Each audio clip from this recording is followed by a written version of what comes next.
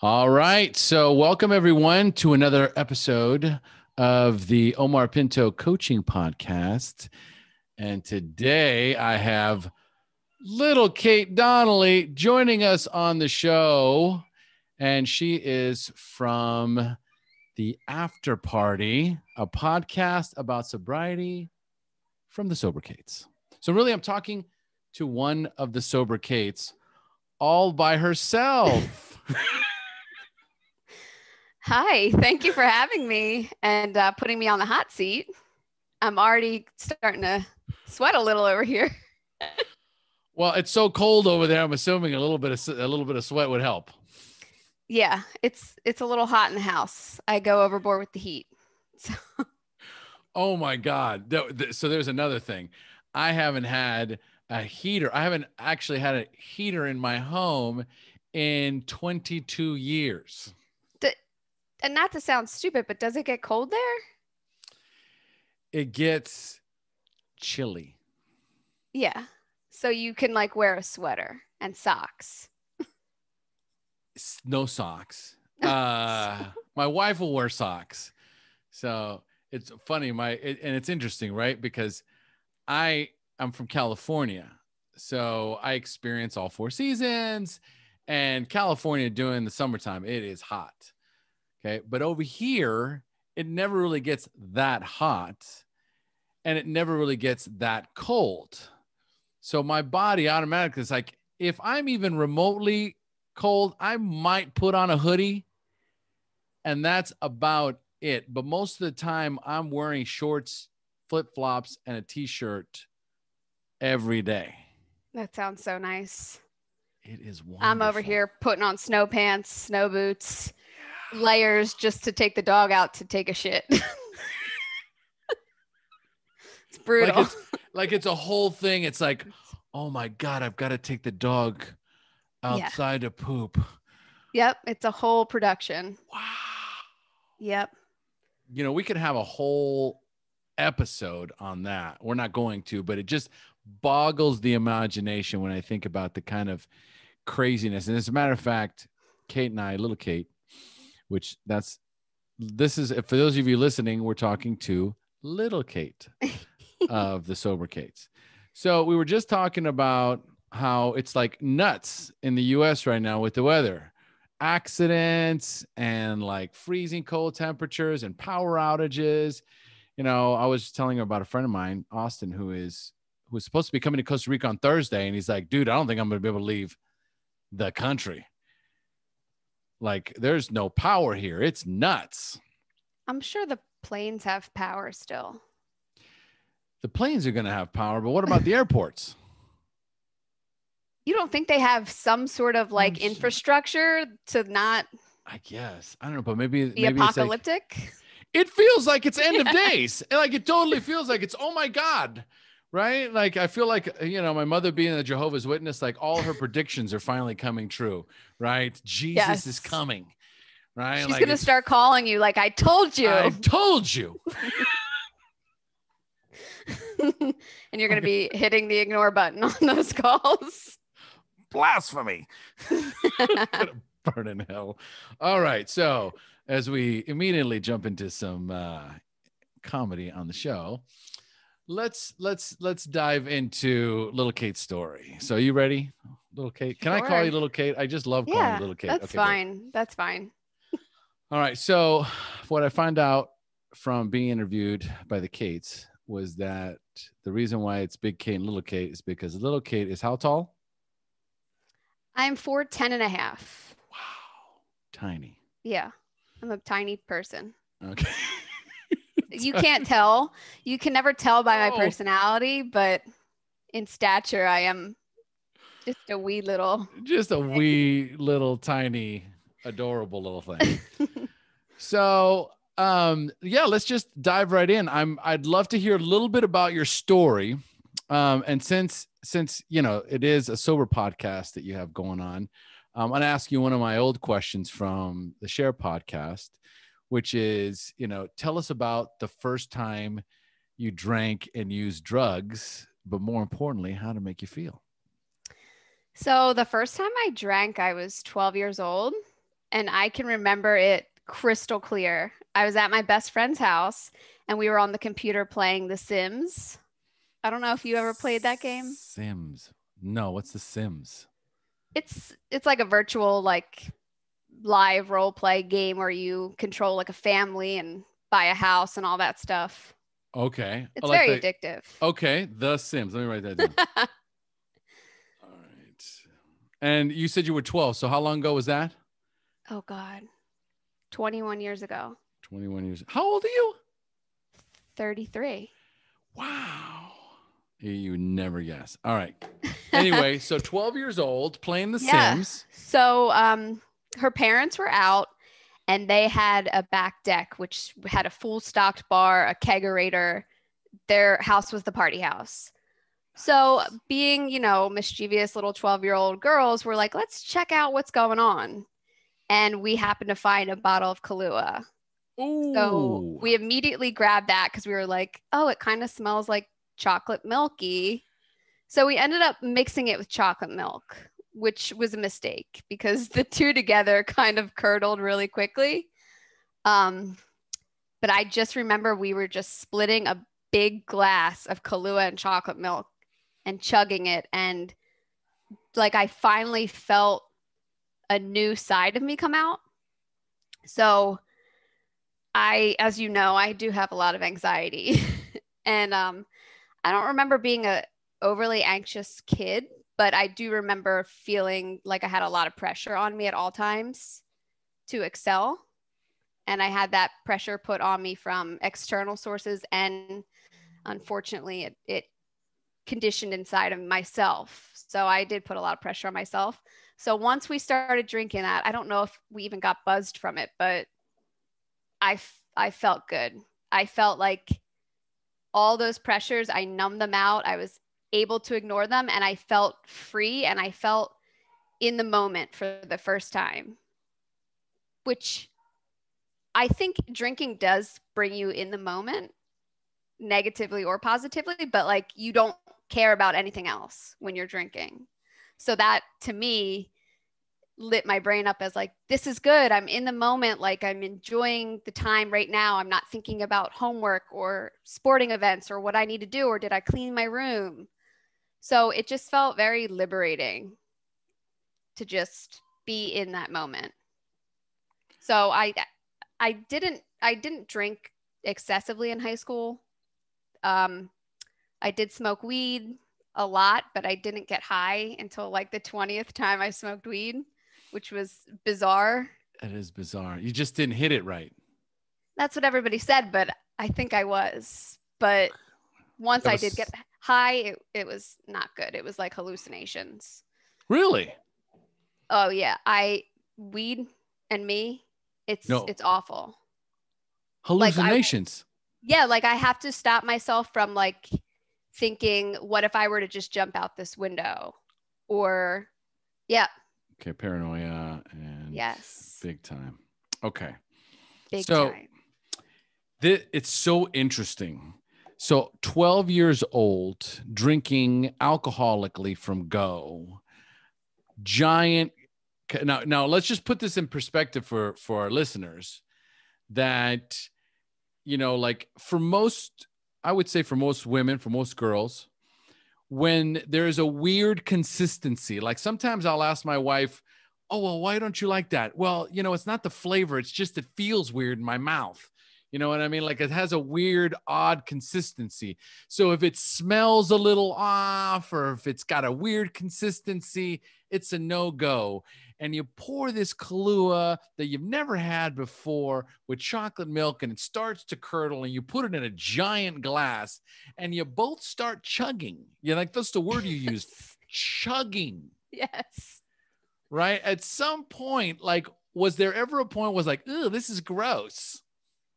No, it was just, so both of our dads were best friends as well. So we grew up seeing them drinking all the time together and, all the family friends would come over and like, we would just have these huge parties at her house. So we're like, well, this is what everybody does. So maybe we're just not accustomed to the taste yet. maybe this is how it just starts. I don't know.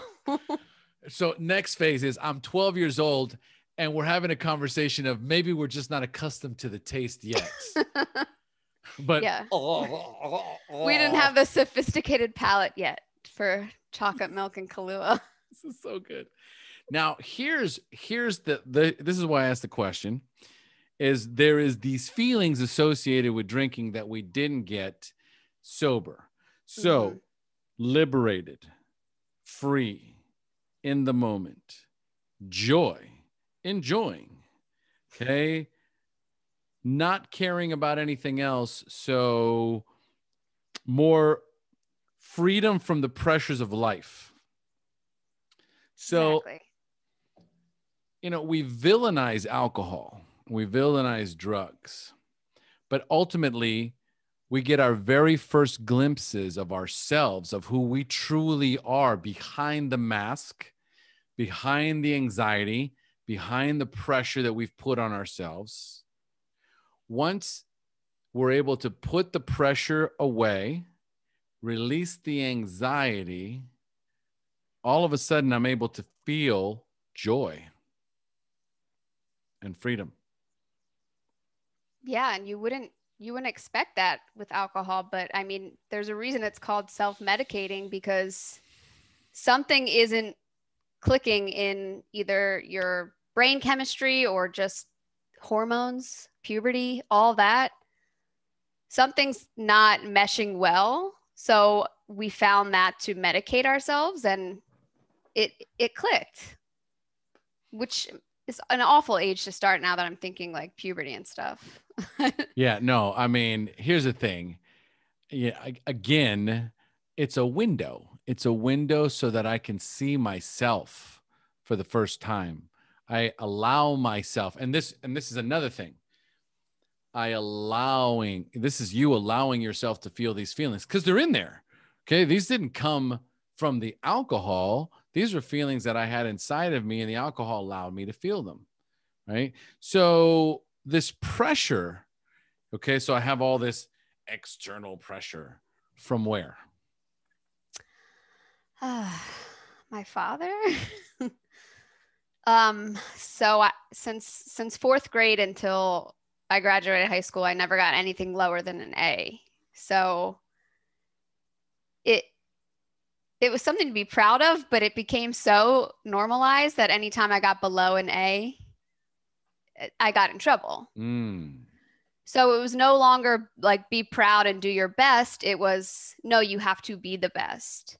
And the same went for, I played a lot of sports. Every day when I got home from school, my dad used to make me run 2 miles.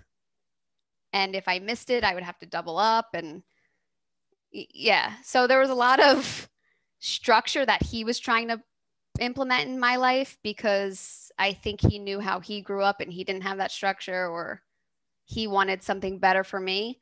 But it just festered as, okay, well, now I'm putting the pressure on myself to be perfect. So he wanted something better for you. Mm-hmm. Okay. Yeah. Better than what?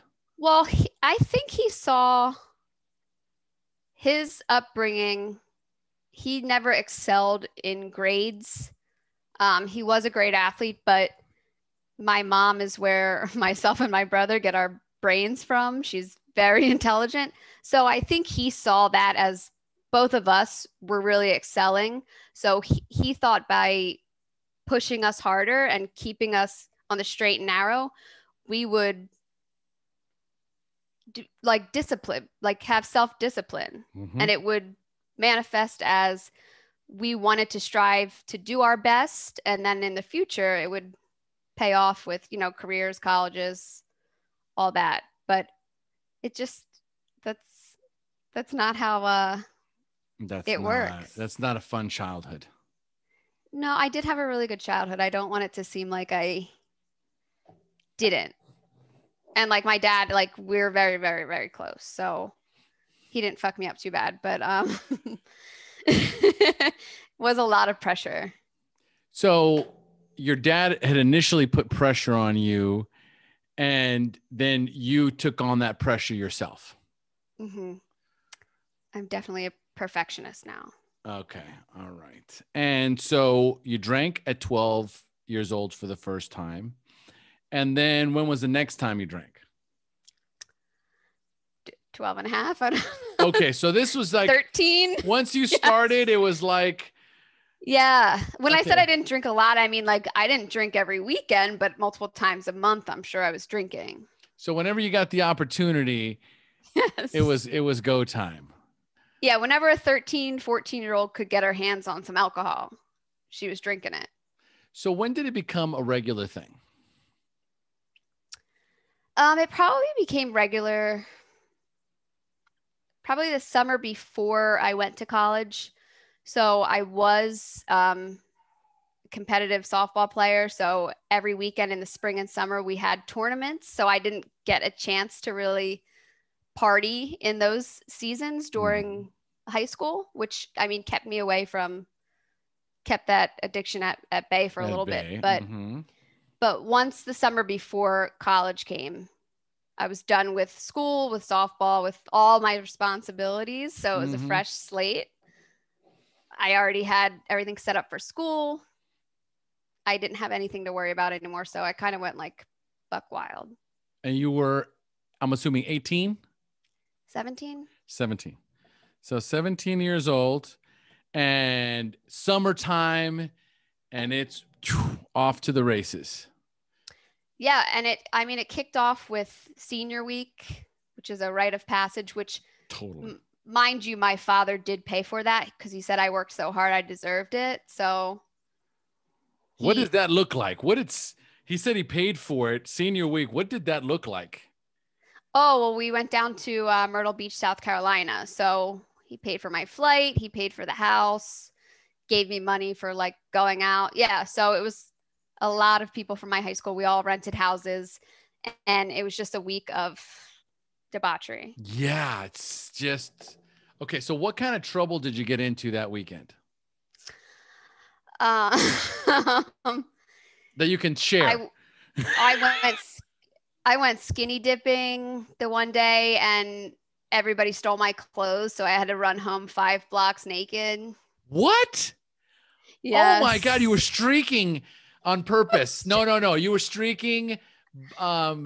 You were forcibly streaking. Yes. 5 blocks naked.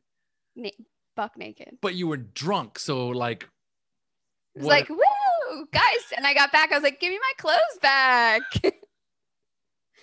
Yep. Oh my God, it's so terrifying. Go ahead. I made out with a lot of people. I did a lot of nitrous. Oh, I forgot all about nitrous. Yeah, it's hurting my brain just thinking about it. Yeah, I was just thinking that. I'm like, there's a reason for that, right? Yes. Like it just hurts my brain to think about. Yeah, some other drugs I can be like, well, maybe I can just try it again, or like I missed that nitrous. Oh my God, no.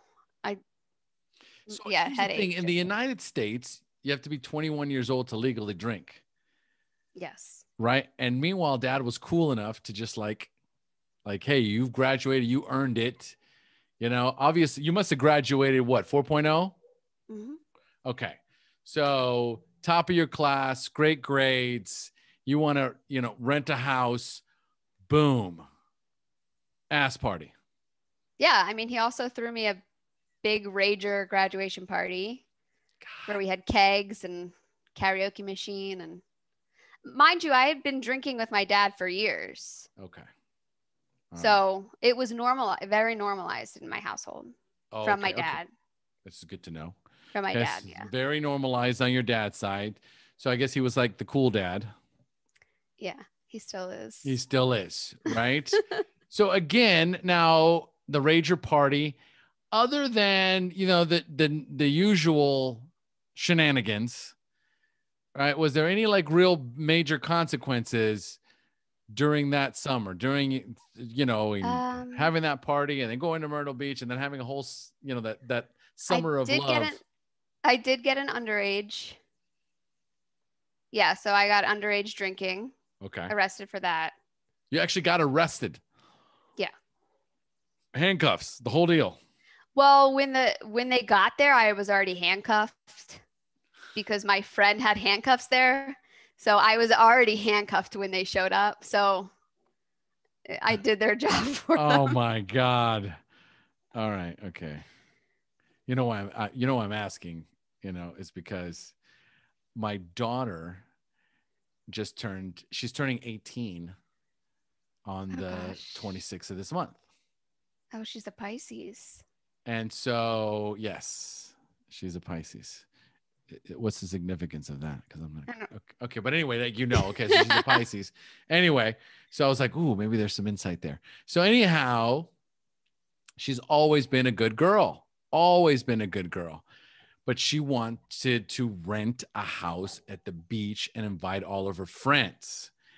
And this guy right here, he's like, sure. I mean, that sounds awesome. Make sure you talk to your mom and all this stuff. Well, I've already talked to my mom. And she's like, no way, Jose. And I was like, okay, well, I guess you're not going. Yeah. Right. And so, and then I was talking to her and she's, are you out of your mind?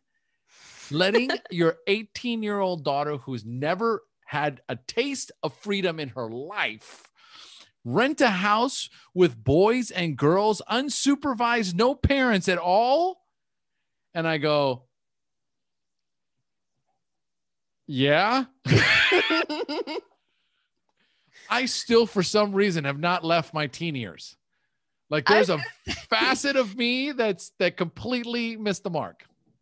How quickly you forget your life, how it used to be. I mean, no, actually, it was when I was thinking about it, was like, hey, I remember being her age and that's what I wanted to do. I wanted to go out and party. Yeah. I mean, that's what you did. That's the only reason I'm bringing it up. It's because, and I'm curious. So what happened and what kind of trouble did you get into? Oh, right? Yeah. Oh God. Well, I'm sure my friends were a little rougher than her friend. She seems like a very nice girl. She is, and I know they go to private school. They're all good kids, that kind private of school kids. Yeah, no, that could be worse. Yeah. So actually, all repressed. So, and so then she's like, okay, so forget the beach thing since mom's not going to let me go. So she wants to, in Costa Rica, at 18, you're legally able to drink, drive. You're an adult. So she's like, okay, so my friend's uncle owns a bar and he said he'll rent us like a space and we like a VIP area. And I'm like, oh, that sounds much better. Yes. I can dig it. Like, that's a great idea. Bring it up to mom. She's like, what? What are you talking? What do you mean you're 18 years old and you want to get a VIP area to bring all your friends? And who's going to be in charge? And what if somebody gets, in an accident and they're going to Europe? And I'm like, dude, seriously. Then it's like she can never go out with other people. Double fail. So anyway, I'm just curious because here's the thing. Your dad was the cool dad. Mm-hmm. Like all of a sudden I feel like, oh, God, I was judging myself so harshly for, I mean, I can see it in her eyes, Kate. You know that look. Yeah, she's ready to. Right. You got that. It's almost like, it's like, yeah, the horses are at the gate.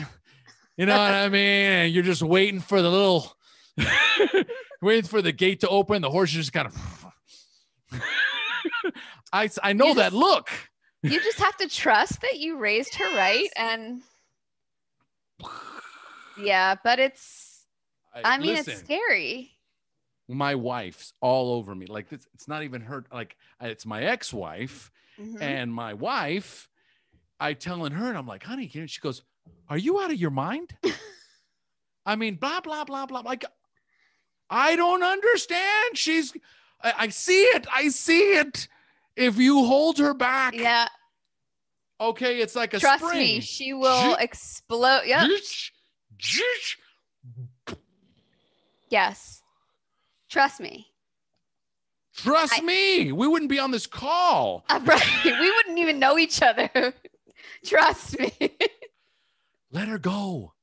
And I will credit that, like, my dad did give me those freedoms. He did have like an open space about it that I could talk to him about things. So I think getting sober I bounced back even quicker to like a more stable mindset, and I'm not sober and then like super fucked up in the head. Right.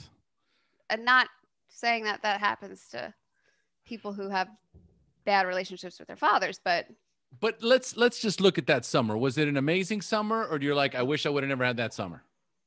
oh, it was amazing. Yes. See, that's what I want. I want her to have an amazing summer. I want her to have amazing 18 years. Like, I want her to remember her 18-year-old coming of age, just like you do. Yes. Amazing. Okay. I'm live. Well, this isn't live, but I'm in the air expressing, as a father, right? Like, this is what I want for her. I want her to enjoy, have fun. And when you have to fight for it, then you make other people pay for it.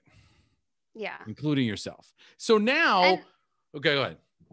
I was going to say the drinking age is 18. Like, it's not your choice. Dude, that was my point. And as soon as I said that, it was like I was growing horns and I was speaking in a satanic tone, or, like in language that was no longer understandable. Okay. So anyway, we're good. So we're fine. 18 years old. It's all good. When did it start to get out of hand? Okay. So when I started college, I was 17 years old.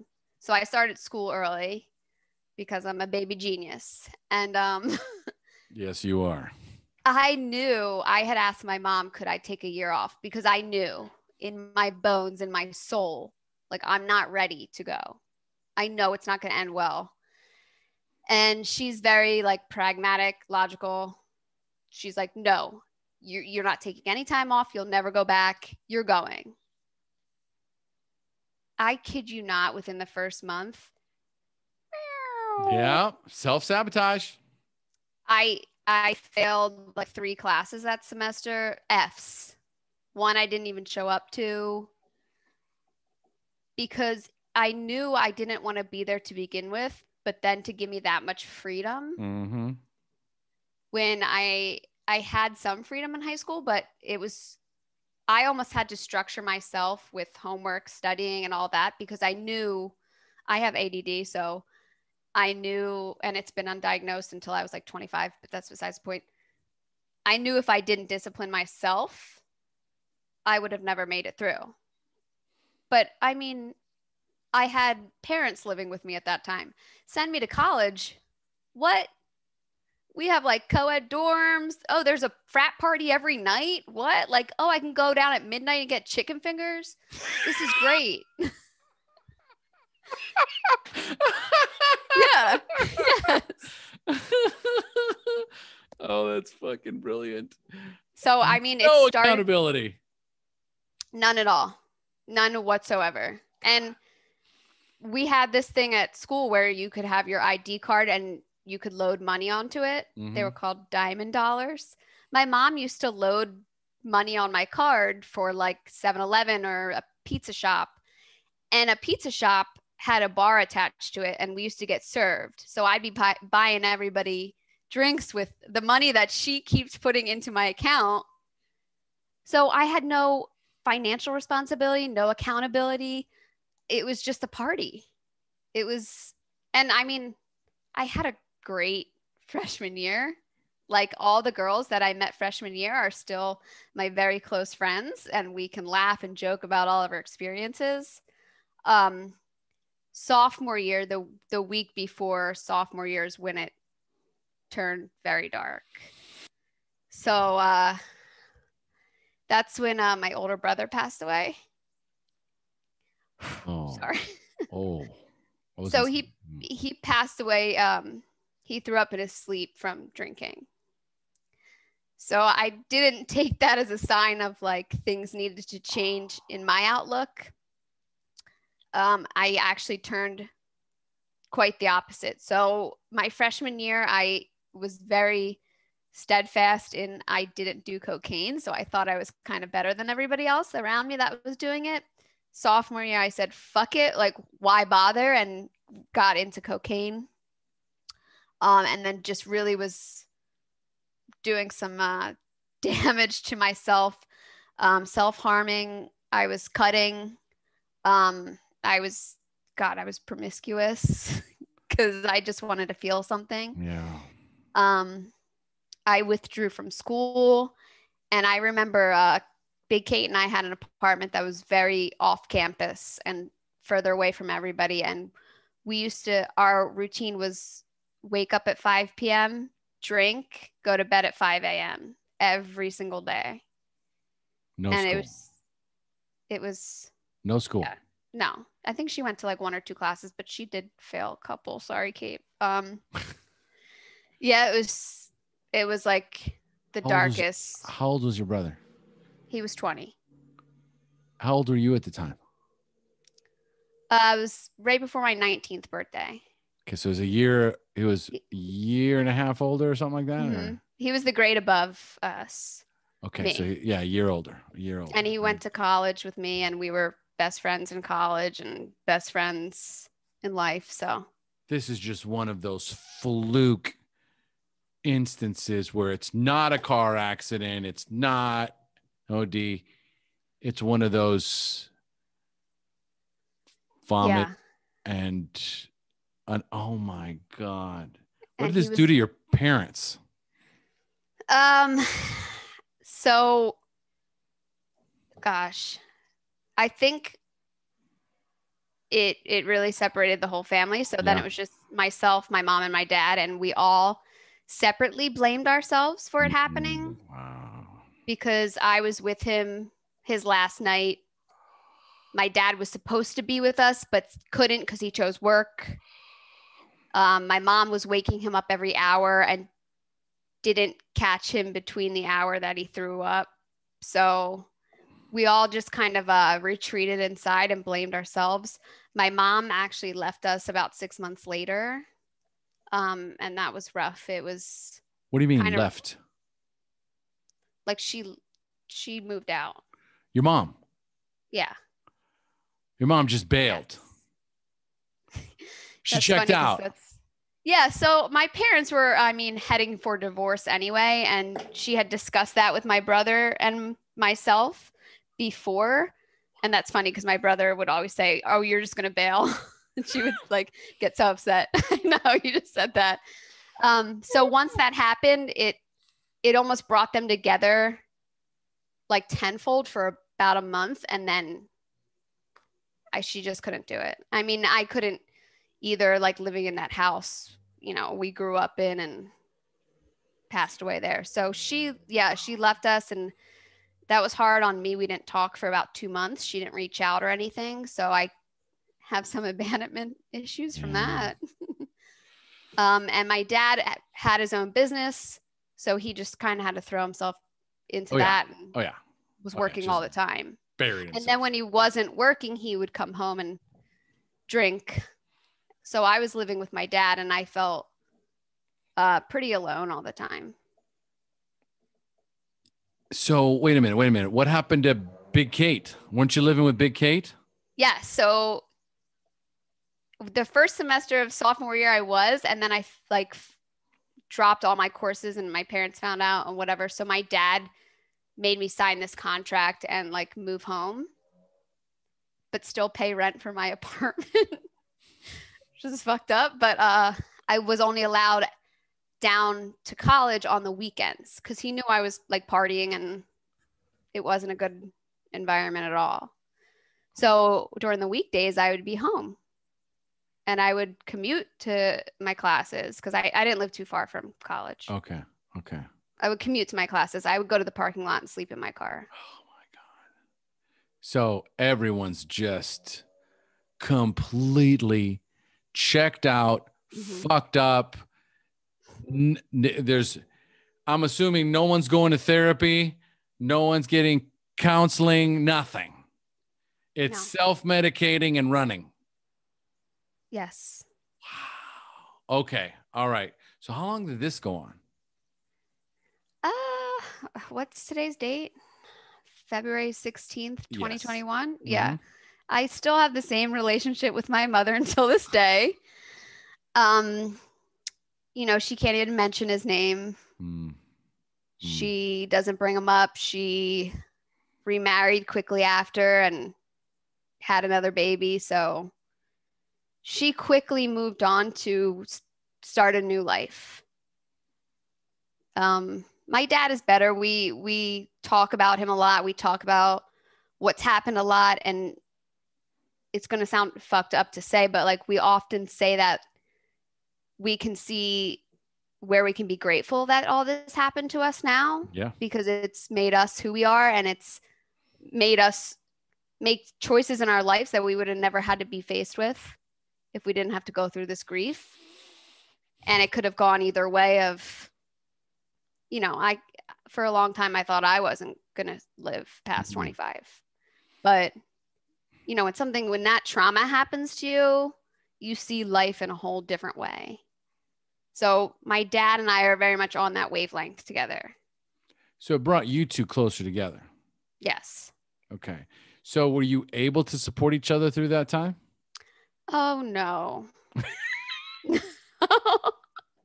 No. I mean, now we can more so, but like it still was a taboo kind of thing to talk about. You know, my dad doesn't like watching videos of him or seeing pictures or that. And I lean more towards like, I don't want to forget him type thing. Yeah. And I blamed myself, you know, survivor's guilt a lot. Oh, so I ostracized myself from talking about him a lot to my dad because I didn't want, you know, I had an aunt that actually said it was my fault. So I didn't want my dad to look at me that way. So I didn't want to like bring it up. Okay. Because I didn't know, I don't want to know what he's thinking about it. Right.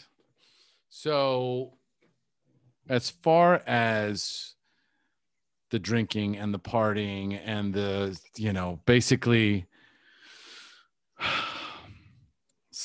the self-loathing and the self-punishment and, you know, all of that. So when did that come to a final head? How old were you and what happened? Gosh, that went on for a long time, a very long time. I clung to relationships. I purposely got with people that were emotionally unavailable, dated addicts, you know, been lied to, cheated on, all that. I think it's when I started the relationship I have now with my husband. So it was about 8 years ago, 2013 is when I started first looking into myself. And it still was a shit show year. I mean, first year, yeah. Doesn't just stop. I think it got worse because I was getting self-aware, which does the opposite of numb out your feelings. When you're drinking, it makes you a tearful mess. But then it was in 2015, I went to this yoga retreat and I flew down to Atlanta by myself. It's the first time I traveled by myself. I have social anxiety issues. I realized when I got there that I was the only person from out of town. So everybody was local and they were like, why are you here? And I was like, well, I Googled it and I thought everybody was like coming from out of town. So I decided when I got there that I wasn't going to drink for those 4 days, which trust me was a long time for me at that point. Oh, I get it. Especially when it was like we were doing a lot of self-exploration, yoga, meditation. But then at night, it was the wine came out and everybody's indulging in that. So I just told them I didn't drink because they didn't know who I was. So I kind of like leapt into this new role of like, I can be whoever I want. And this is like probably what I should have done in college type thing, but I'm here now. So that was the start of my actual sobriety journey. And I think starting in 2014, 15, I got debilitating hangovers. Like I would lay in bed all day and then by 5 p.m. I would be vomiting until 10 p.m. I would have the shakes. It was not fun anymore. I couldn't just eat a hamburger and like a Gatorade or drink a beer and feel better. And I was blacking out every time I was drinking. So I could have 2 or 3 beers and I would black out the whole night. So that was very scary to me, because somebody who is convinced they have a brain tumor anytime they get a headache, blacking out full nights is very scary. Oh my God. So it was the day I got sober was another just debilitating hangover. And it was the night after my now father-in-law's birthday. And we were just taking shots and sitting at the bar. And I was like, how long can I fucking do this for? I'm like, at the time I was 29. Yeah, 29. And I'm like, I'm about to be 30 in 6 months. And I'm still doing the same fucking thing I was doing when I was 21. And it's even worse now because I'm starting to hate myself. So I literally, like that day with a hangover, I was like, I'm never drinking again. What date was that? January 15th. Oh my God. January 15th. What year? 2017. Oh my birthday. God. My birthday. Yes. Oh my God. Your sober anniversary is on my birthday. Yes. We're twins. That's so sweet. Oh my God. And 2017 is a big year for me too. Because you started the podcast? No, I started the podcast in 2015. I quit my fucking job in February of 2017. Oh, that's amazing. And I mean, this is how I quit. I locked the door to my office and walked out. And that was it. That was it. People didn't even know I was gone for days. Oh. Yeah. Well, I ran the operation and people knew better than to go into my office. I wasn't in there. You just ghosted your job. I ghosted my job. I was like, fuck you, man. I'm out of here. Oh my God. That's the worst ghosting. Yeah, but that's such a big year. And January 15th, my birthday. I love it. And so you've got 18, 19, 20, 20, 4 years. Yes. 4 years. Congratulations. Thank you. So you decide I'm done. This is it. So what was your first step? I bought the book, The Easy Way to Stop Drinking by Alan Carr. I got that book and I started reading it, and it does say in there on the first page, like, you can keep drinking while you're reading this book. But I already had made up my mind, and I'm a pretty stubborn person, and I think that I'm always right. So I wasn't drinking again. So I read that book, and it put it more into a logical perspective, like laying out that alcohol is toxic. It causes cancer. We weren't meant to drink it. Those type of logical facts, instead of, the traditional, what are like the AA things? Like, you can't control powerlessness, no power over alcohol. We admitted that we were powerless over alcohol and that our lives had become unmanageable. Right. That didn't stick well with me because that wasn't tangible. I need like facts, cold hard facts of like, same with, which is my perfectionism way, and I need data.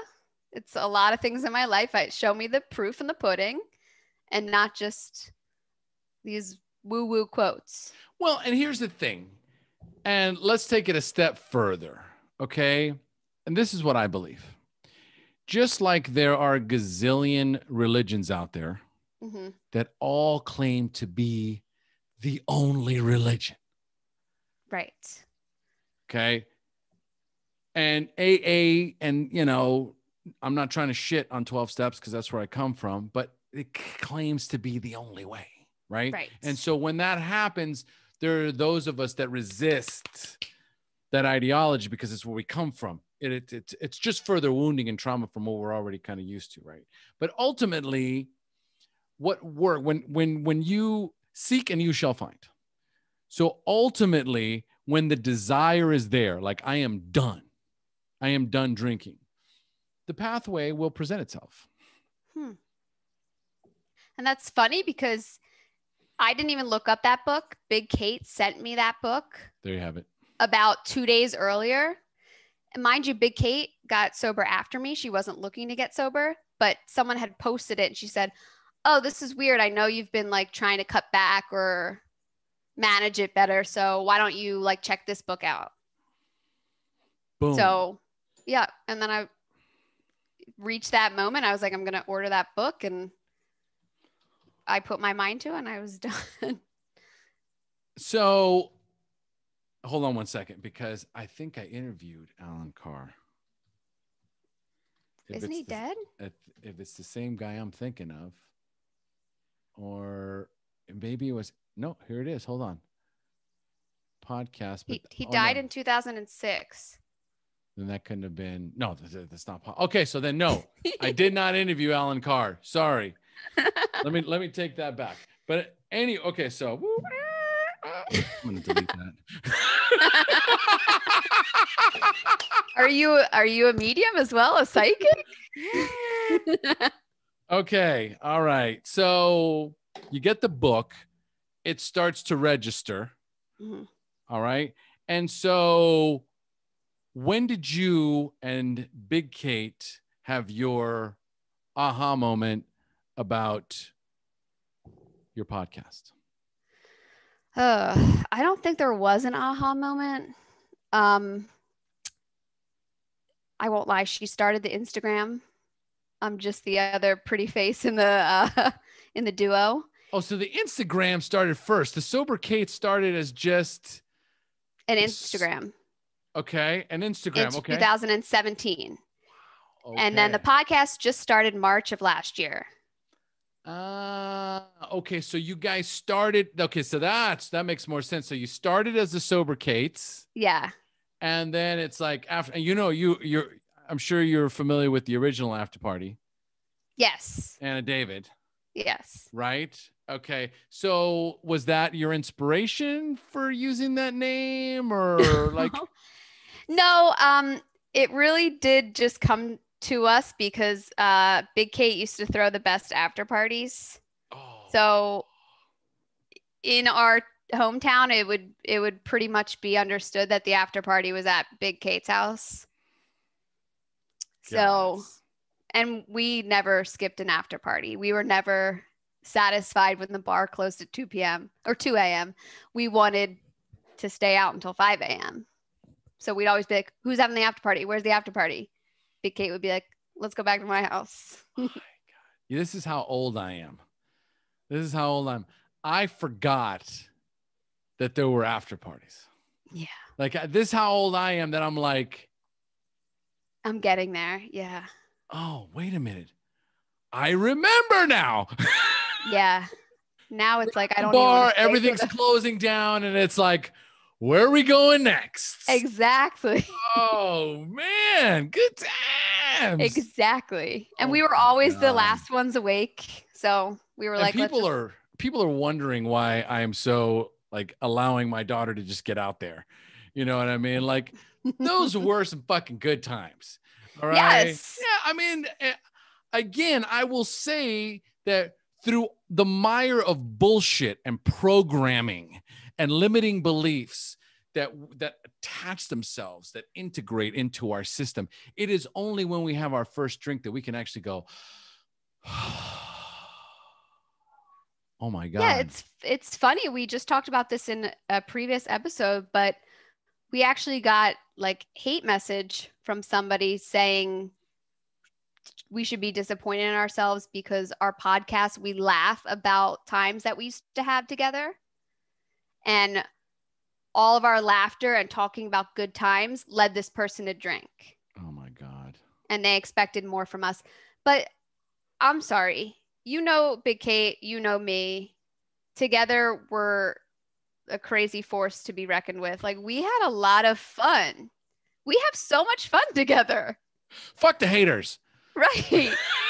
Like, we're not going to sit here and be doom and gloom when I'm not going to lie, like drinking was fun until it wasn't. That's as simple as it is for me, at least. Well, little Kate, I can at least tell you this. Congratulations. On what? You haven't quite made it in social media until you have haters. We got two haters in like there 2 you weeks. go. It was right after we interviewed you because it wasn't about you though. Don't worry. Well, I don't give a shit anyway. Right. But you had just told us the people that are looking for you will find you and will listen to you no matter what content you're putting out. Yes. And the people who don't like you for you are going to have something to say regardless. And then we got those 2 hate messages. I was like, remember what O said? Like, they're not here for us. They're projecting something on us. Not everyone's going to like us. Nothing happens by coincidence. Yeah. It's crazy. Yeah, it is. But ultimately, that's the journey. All of this is part of the journey. And as you get bigger, you're going to, one of the reasons why I changed the name, I told you the reason why I went from, a recovery podcast into a personal development podcast is because as far as I know, there's really no haters in the personal development space. There just isn't, because there's just so much, right.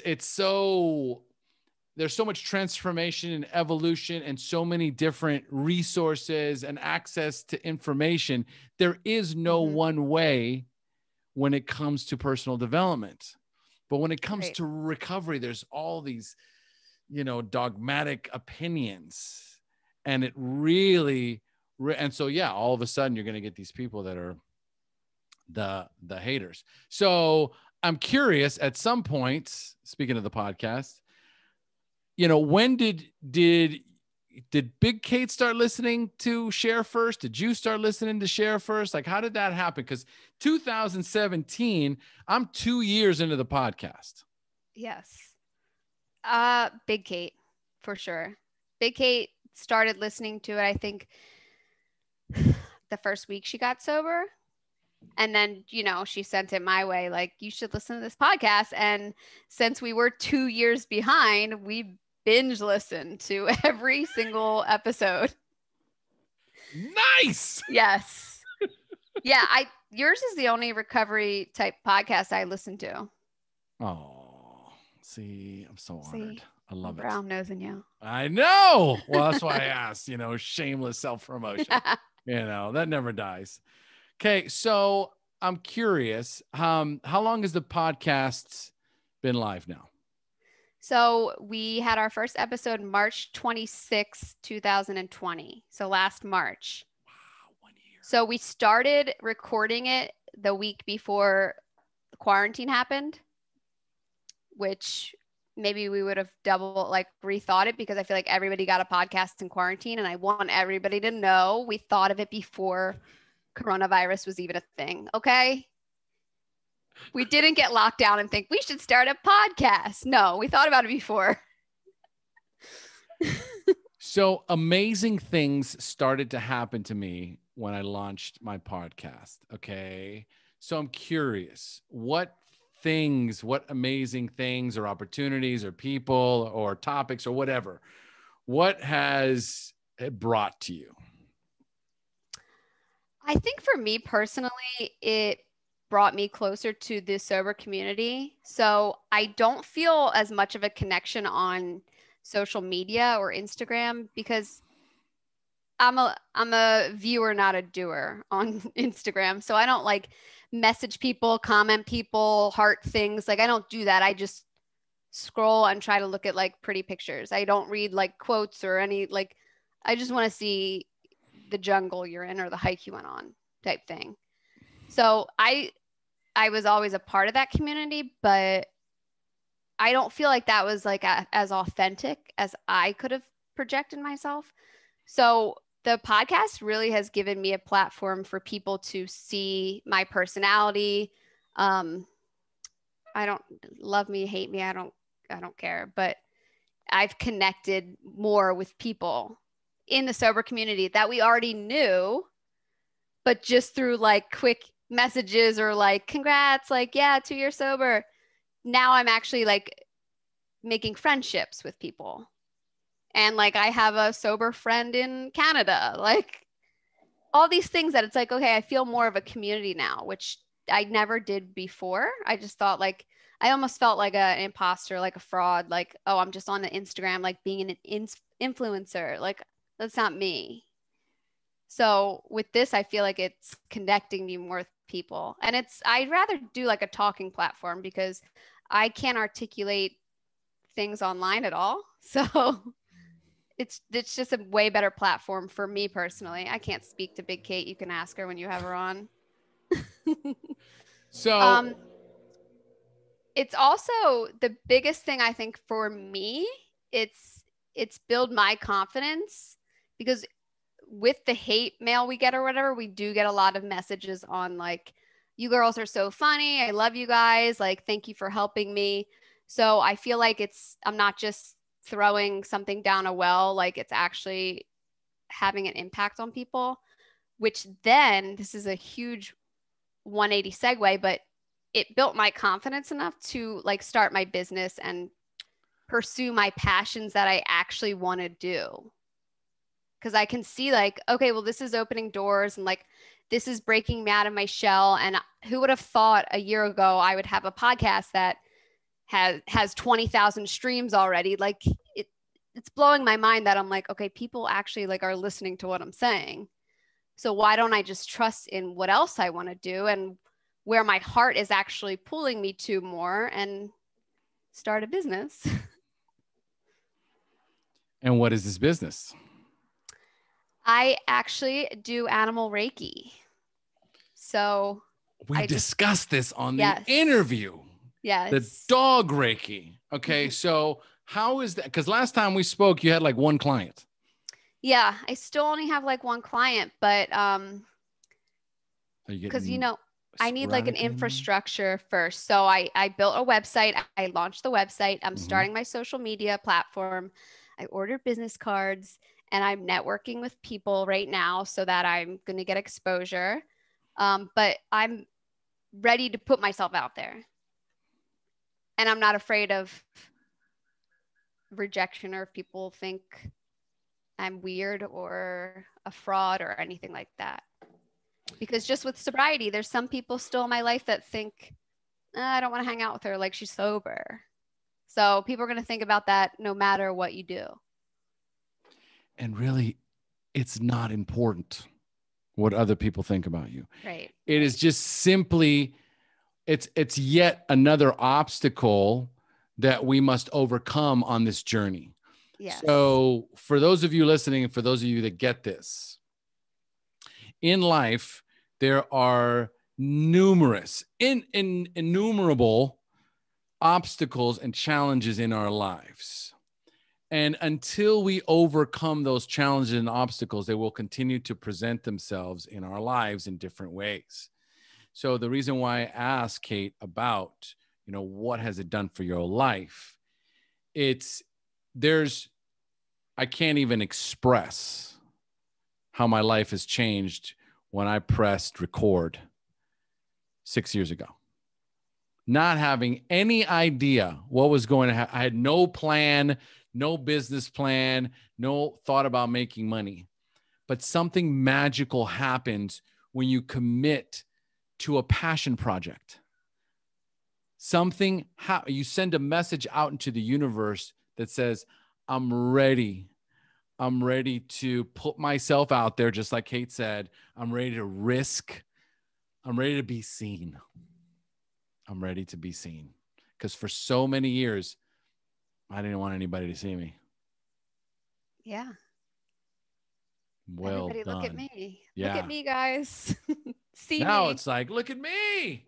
Yeah. What's up? So you met your husband prior to getting sober. Yes, I did. So he knew the train wreck. Yes. All right. So what was that like for him? Like, he's in the relationship and it's like all this, like, if it's close to your bottom, it's like a napalm bomb went off. So how was he dealing with all that? Well, he still says to this day, if I didn't get sober, we would have never ended up together. Yeah. Okay. Yes, I got that. Because the way both of us were drinking together was very volatile. Got it. So, you know, when I was drinking, all those emotions that I have, the trauma that I experienced, I shoved it all down. So yes, I was very much fun at the bar. And then when I got home, it was like a little devil came out. Yeah. Anger and rage. Yes. And Yes. Anger was my go-to. So it was not the most pleasant of relationships. And I think he still drinks. It does annoy me sometimes. No offense, Dave. He knows it does because I tell him you're so annoying. Dude, really? I'm like, come on over to the light side. But he misses me drinking because he thinks that let down both of our walls. So I think he can't let down his wall as much if I am not drinking. Wow. You know? I do. That's how my wife is. Yeah. So he did write a song though. He does write songs. Aww. No, it's called I'm Missing All That Drunk Sex. I wasn't expecting that. Yeah, neither was I. It's very catchy. Okay, hold on. Title of this episode: I'm missing all the drunk sex. This is epic. You must be really hot now. I know. I'm like, no, yeah. My face is so red. Fuchsia, yeah. I know. Did I just so say embarrassing. that? I'm missing all that drunk sex. Yeah. Yeah. Okay, so good thing we're at the top of the hour. Fabulous. So, little Kate, if our listeners that are listening by chance do not know who you are, what is the best way for them to reach out to you and connect with you and follow you? So I am Little Kate. I'm one half of the SoberKates. You can find me on Instagram at the SoberKates, and you can listen to our podcast. It comes out every Thursday. It's called The After Party with the SoberKates, and you can find that on anywhere you get your podcast. Rate, subscribe, review, all that good stuff. You can also find my website is unleashedanimalreiki.com. And that is for animal Reiki sessions. So if you guys want to reach out to me and get some animal Reiki. You can do it by Zoom. Yeah. Okay, that's very important. I can do it without Zoom. I can do it like if people send me their information and what's going on, you can do distance Reiki healing as well. I don't even have to see them or talk to them. Wow, that's incredible. All right, folks. So, Little Kate, what is one final parting piece of wisdom you would like to share with our listeners? So I think just from experience, I know that life is very short. So as you were saying, which I'm trying to put into practice, is you can't let what other people think or what they want you to be shape who you are.